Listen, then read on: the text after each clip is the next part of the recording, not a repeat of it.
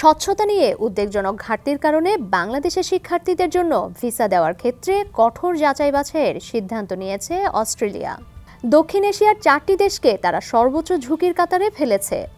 দেশটিতে শিক্ষার্থী ভিসা বিবেচনার প্রক্রিয়ায় বাংলাদেশকে এভিডেন্স লেভেল 3-এ অন্তর্ভুক্ত করা হয়েছে। অস্ট্রেলিয়ার গণমাধ্যম news.com.au এর তথ্য অনুযায়ী বাংলাদেশ ছাড়াও সর্বোচ্চ ঝুঁকির কাতারে আছে ভারত, নেপাল ও ভুটান। দক্ষিণ এশিয়ার এই 4টি দেশকে হাই রিস্ক হিসেবে বিবেচনা করছে অস্ট্রেলীয় কর্তৃপক্ষ।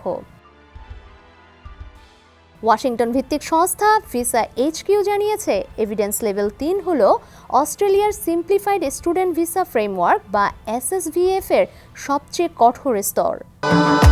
ভবিষ্যৎ হোক নিরাপদ, বিনিয়োগ হোক বিশ্বস্ত, আর আমার পছন্দ সল্ট বে। ওয়েলকাম টু সল্ট বে। সাধারণত উচ্চমাত্রার জালিয়াতির ঝুঁকি থাকা দেশগুলোর জন্য এই স্তর নির্ধারণ করা হয়। এমন পদক্ষেপের কারণে দক্ষিণ এশিয়ার 4টি দেশের শিক্ষার্থীদের ভিসা দেওয়ার প্রক্রিয়া কঠোর হবে। ভিসা HQ বলছে, যেসব দেশ এই স্তরে থাকে তাদের পাসপোর্টধারী কোনো শিক্ষার্থী ভিসার আবেদন করলে সঙ্গে উল্লেখযোগ্য পরিমাণে নথি জমা দিতে হবে, যেমন 3 মাসের ব্যাংক স্টেটমেন্ট, অর্থের উৎসের বিস্তারিত প্রমাণ এবং সত্যায়িত একাডেমিক ট্রান্সক্রিপ্ট। এছাড়া শিক্ষা প্রতিষ্ঠান থেকে সরাসরি তথ্য যাচাই, ইন্টারপোলের সঙ্গে বায়োমেট্রিক তথ্য ক্রস ম্যাচিং সহ নিরাপত্তা যাচাই আরও জোরদার করা হবে বলে জানিয়েছে ভিসা HQ।